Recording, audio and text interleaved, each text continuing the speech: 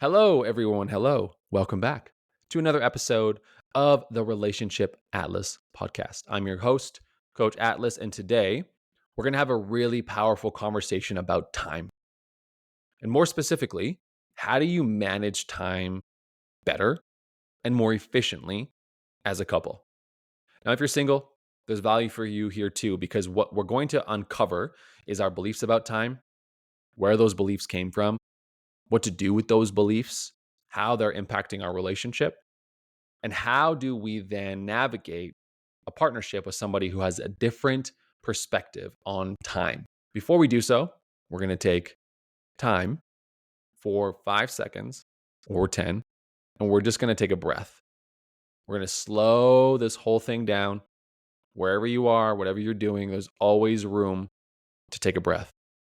So whenever you're ready, take a deep inhale through the nose and a longer exhale out the mouth. Amazing. Okay, now that we've spent some time settling in, now let's spend some time having a great conversation. So, with any relational dynamic, the goal is never to prevent all conflict. The goal is to figure out how we repair conflict as a team. Meaning, how do we move from harmony to disharmony to repair, which brings us back to harmony? Time is often a cause of rupture to that harmony, creating disharmony. Now, if that's not repaired, then the conflict about time will live on until it's brought to a true repair. Now, the goal here in this conversation is to bring to light the ways in which we as an individual view time, and how do we bring that to the table with somebody else who has a differing view. Then from there, how do we navigate those two stories without falling into a power dynamic and without falling into unnecessary volatile conflict? How do we repair that? So, with Gabby and I, it took us a long time to really realize this. It took us time, hilariously enough, to finally recognize that when we were, for example, trying to make a plan, we weren't actually concerned about the plan itself or what that entailed. We were fighting about time and how time is best spent and how much time is available and what's on the other side of this time and how I want to spend that time. Time kept coming up in these ways. And so we needed to start having a different conversation. And because we didn't know the answers, we needed to ask questions. Listen in quickly on that piece. The moment you don't know is the moment to ask a question. Pretty standard. So, what was the question? Well, the question was, well, what is your belief about time? Right? How do you view time? For her, for Gabby, she viewed time as always abundant. I remember just hearing her say this and thinking to myself, that's wild. Her take was that there is always enough time to get things done. So there's no need to stress about it. And I thought to myself, that's crazy. How do you get things done? But sure enough, she would always accomplish what she needed to accomplish. For me, my story was there's never enough time. There's so many things to do in this time. So I better hustle and grind and get 100 things done today in the short amount of time that I have available, which is, in this case, one day. How do I fit it all in? So my belief was different. My belief was very urgent. There was a lot of stress around time and how much time is available. And there was almost an inner conflict at all times about how to spend the time. And for Gabby, it was, well, we can do this, but hey, also maybe we can think about doing this. And then in the middle of the day, she'd say something like, hey, you want to go get some ice cream? And I would think to myself, how do you even think that way? We have things to do. There's no time for ice cream. So it caused conflict, as you can likely hear. And maybe you can relate to some of these stories. Maybe they show up differently for you. I remember coaching a client one time, and we were having a conversation about what would happen when the husband got home, right? She was home with the kids, husband would come home, and there's this time block where things just hit the fan. Every day it was like a revolving door of like, we couldn't figure out what to do with that first amount of time when we kind of came back together at the end of the workday.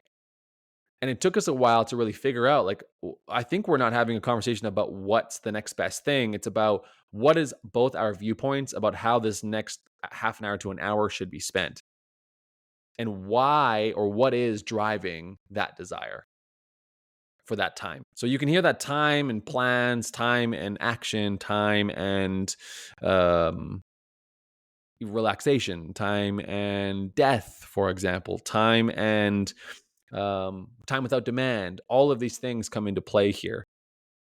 And so when we talk about starting the conversation, right, about what is your belief about time, just bring it to an awareness, no judgment. There's no right, wrong, good or bad way to look at this. It's just simply what it is.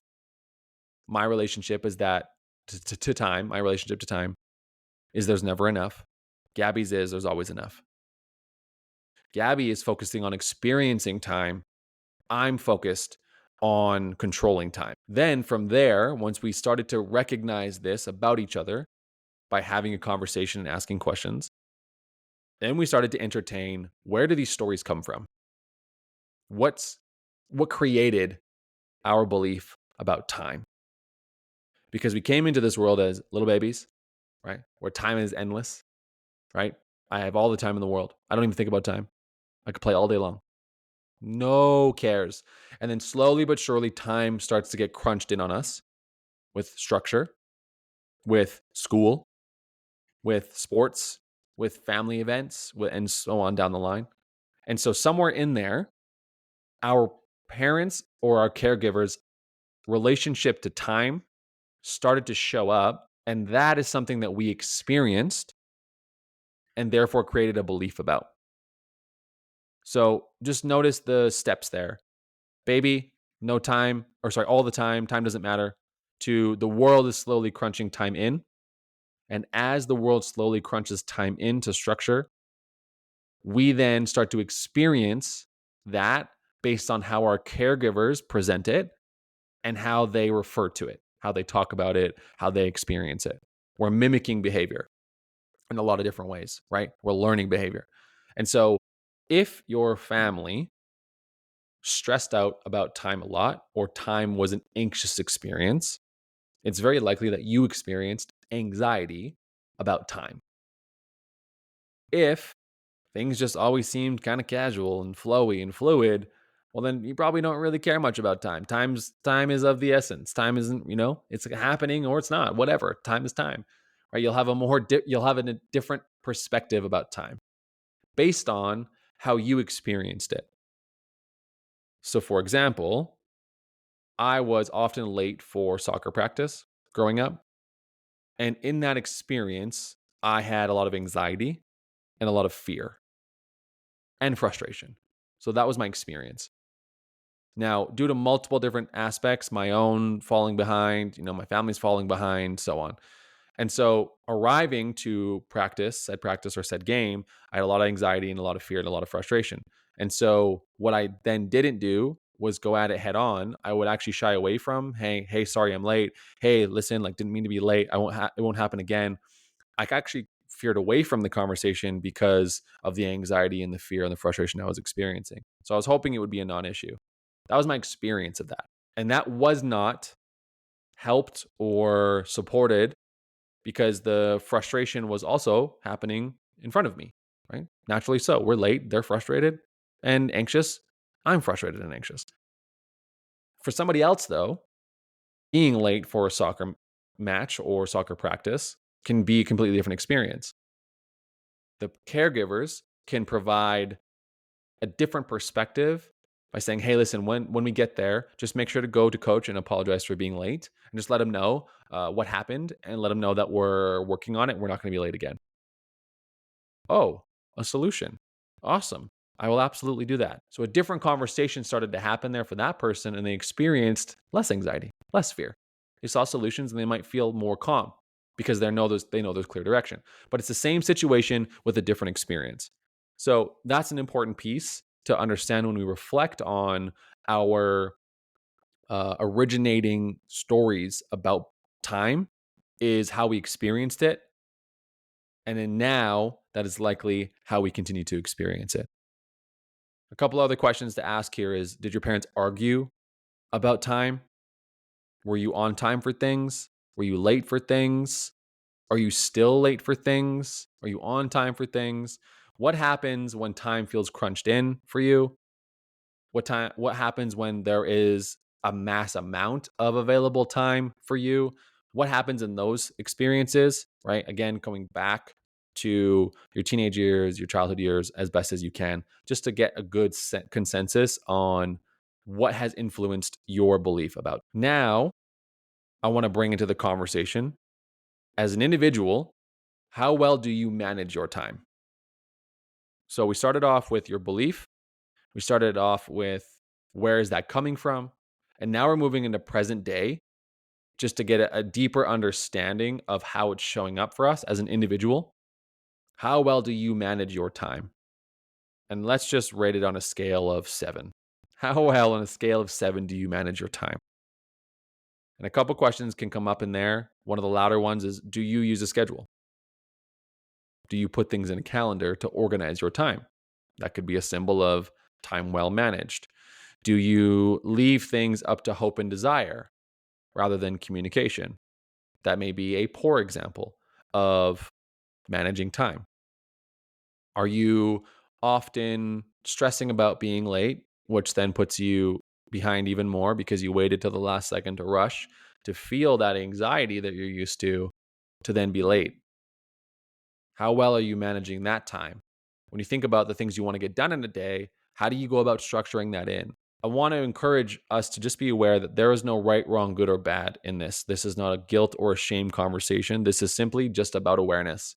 What is currently happening? And just leave it at that.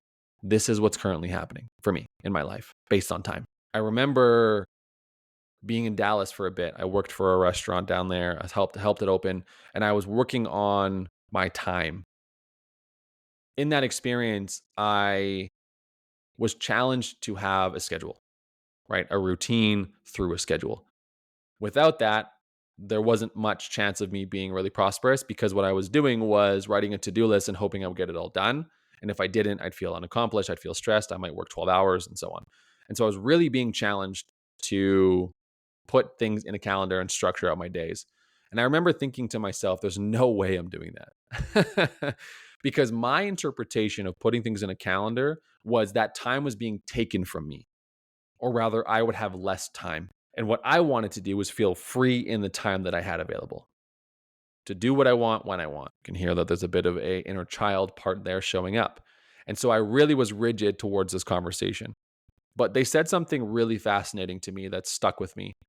And I hope that they hear this because I don't know if they knew that it stood out the way that it did.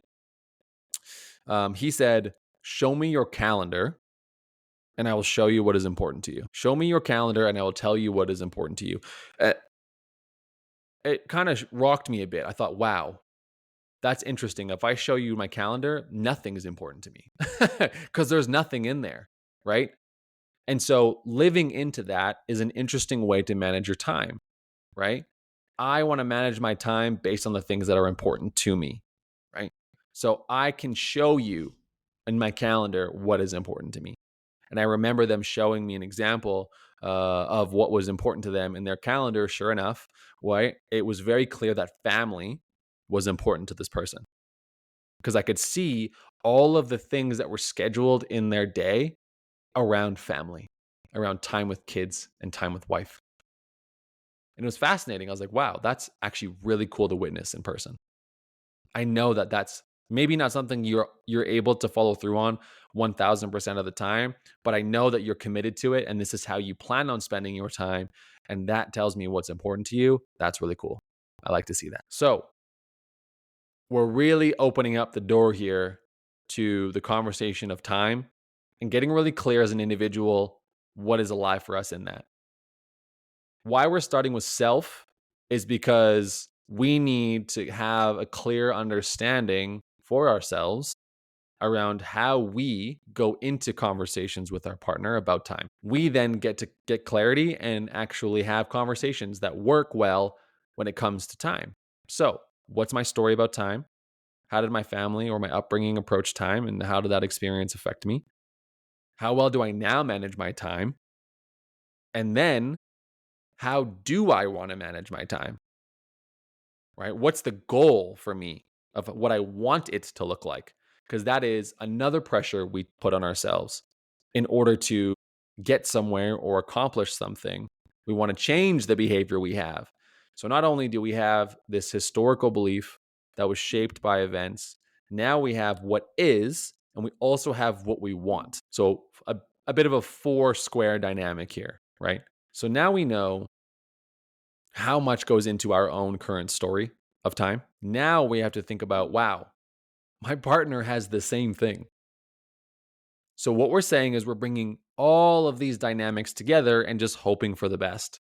I really hope we can figure this out. Oh, I wonder why we're arguing. I can't figure it out. Well, now we can know. Now we have a better understanding of what's alive there. So, what do we do? How do we manage time together better? In the conversation of managing time together better, it's always going to start with self-management first. How do you manage your own individual time better? Now, this could be at your job, right? Because you think about a day you go to work and you don't manage your time well, and then you come home and you're stressed about how you didn't manage your time well. So now the time is being taken to think about the time that you didn't spend well, right? So now we're continuing the trend of not managing our time well. Instead of shutting it off or spending 20 minutes to replan, we're impacting the rest of our time in the day. So there's a quick tool for you right there. If you come home from work at the end of the day and you don't feel good about how you manage time, the conversation then says, well, I don't want to feel that way tomorrow. How can I spend a short amount of time now to better utilize my time tomorrow? Right. This is just a simple time management strategy. Now, if you're not using a calendar or a schedule, that would be another step. Show me your calendar and I'll show you what's important. So, start to put things into the calendar. Start organizing your time effectively and put in things that are important to you. Start there. Start easy, right? If it's weekly date night with your partner because you value that time and that's what's important to you, put that in. Maybe right now you're actually not even thinking about putting date night or weekly date night, in there because you're super hyper focused on work right now. Great. That's actually really helpful information. Now I know that I actually don't value work in the same way I value my partner. But if I were to put what I see as important right now in my schedule, it won't look that way. So that means I need to manage my time differently to lean the time towards the things that matter most to me. So that's the power of a schedule. So again, put things in your calendar. And then if you are noticing you're not managing your time well, then spend some time figuring out how to better manage your time well. Organize things differently. Men, this is for you. Leadership in a relationship often involves time. There's a structure to time, and that structure helps us lead the way in the grander vision of the relationship. So let's say it's a Tuesday. You both go to work during the day. There's time available after work. Let's say there's 5 hours from 6 to 11, and there is nothing in that time right now. It's just empty voidness. That empty voidness will stir in her anxiety and concern and possibly fear.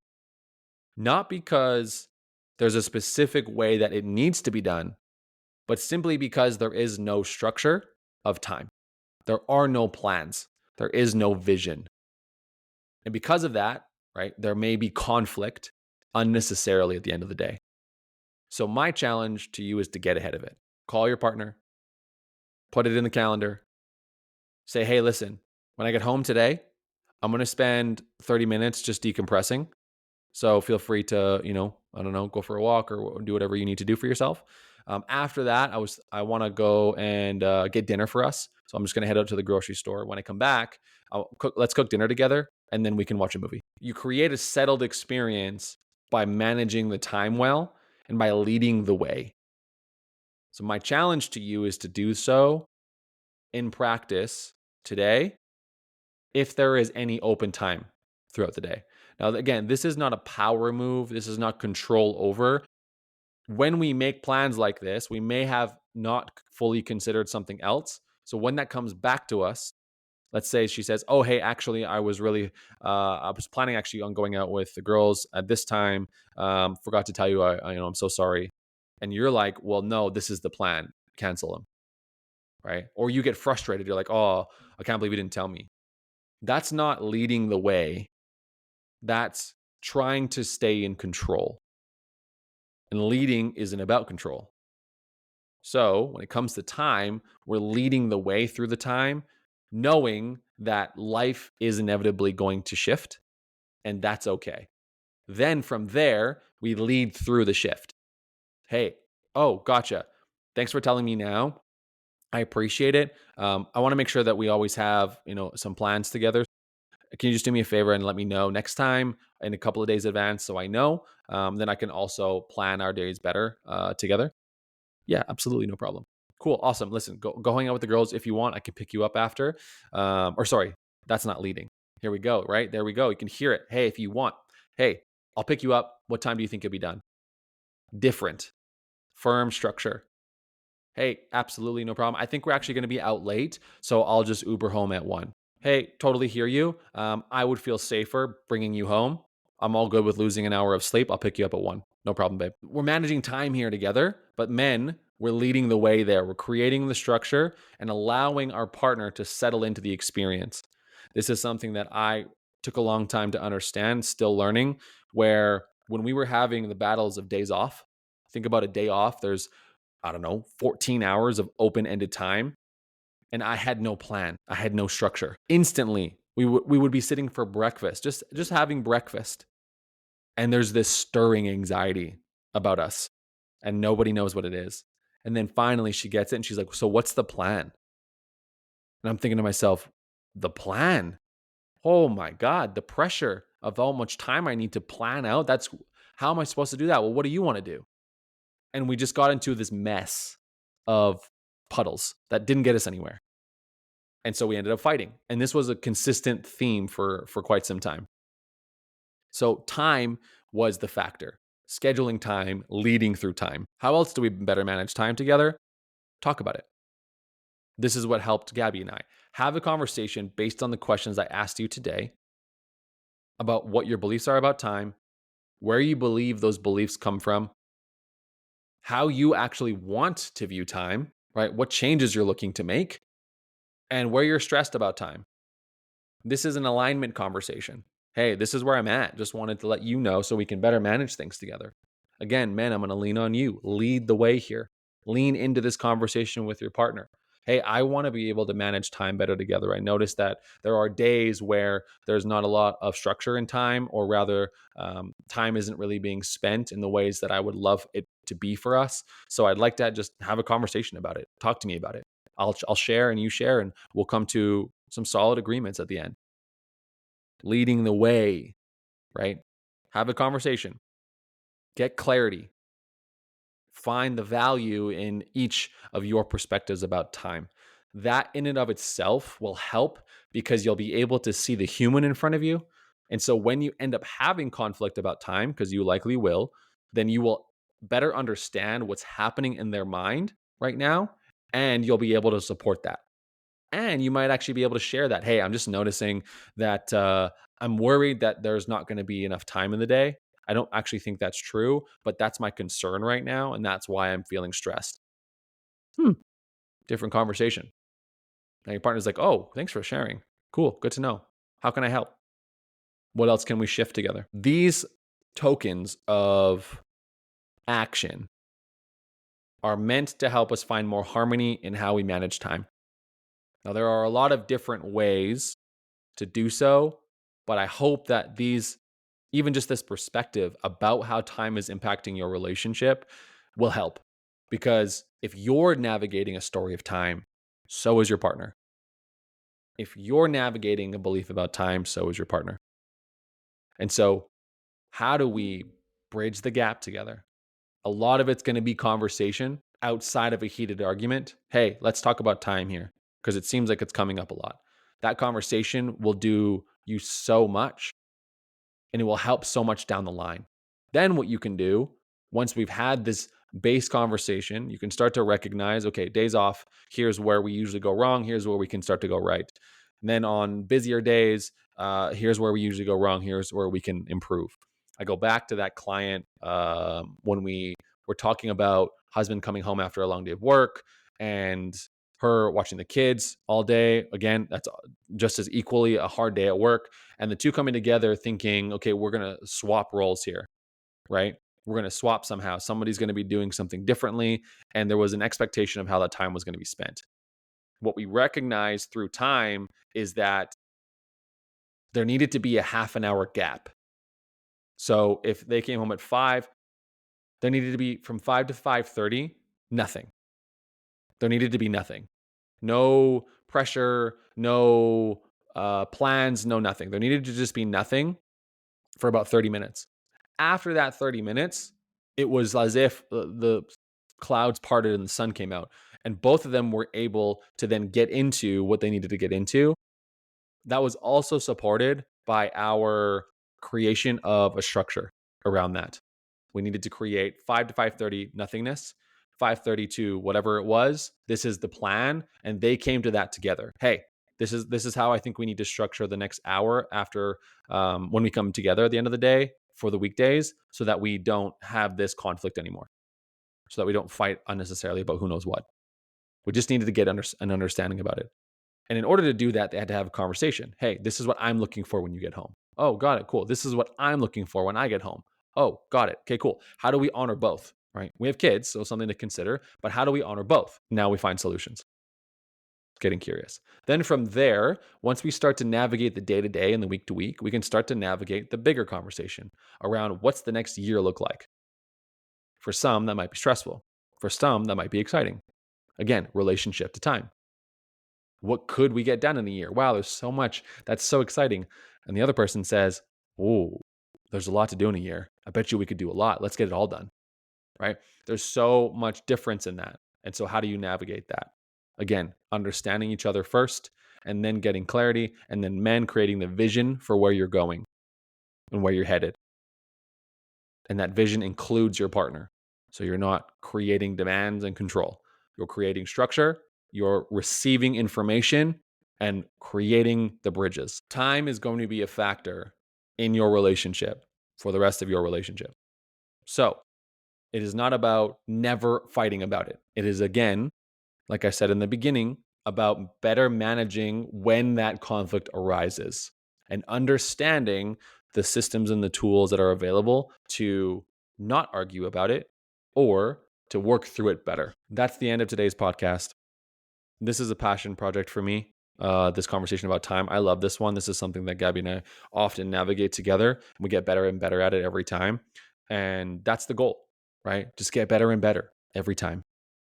So I'll leave you there. If you have questions about this, feel free to leave them in the comments below. If you like this podcast, please subscribe, please share. I would love to be able to reach more people to help more relationships create healthier, happier, more aligned dynamics. If you're looking to take this work on a deeper level, time is a large conversation I navigate with my partners, with my clients, and it has been pretty impactful for them. Things like time, money, sex, anything that we have loaded experiences regarding or loaded beliefs about are generally running the show a lot of the time. And so, how do we work with those things that are inevitably going to be conflicting? This is the kind of work that I do with my clients.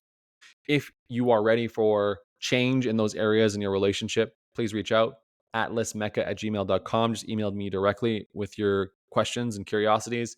Or you can go to the link in my bio and any of my social platforms at the relationship coach _ and click the link, book a free discovery call. It's a free 45-minute to an hour conversation where you're definitely going to leave with a new system or a new tool, something to impact your relationship today. And at the same time, you're going to hear more about what the coaching container looks like and also how I can support you in the specific needs of your own unique relationship. So reach out to me if you're looking for deeper work. If not, thanks for listening. Thanks for watching, because I also have YouTube. Thanks for following on socials. I appreciate you being here, and I appreciate the time that you're spending in choosing to invest in change for your relationship. It means a lot, not to me, but to your relationship. And I hope it means a lot to you. Thanks for listening. I'll catch you in the next episode.